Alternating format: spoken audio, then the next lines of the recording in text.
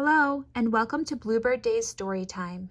Today, we are going to read a meditation from Breathe Like a Bear, written by Kira Willie and illustrated by Annie Betts.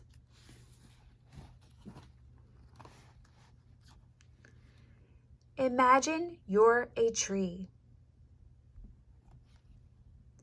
Imagine you're a tree.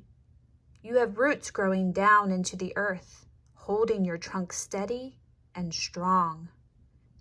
Your branches are reaching up high. What kind of tree are you? You can be any kind of tree you want. Decide what color leaves you have and what your branches look like and how tall you are.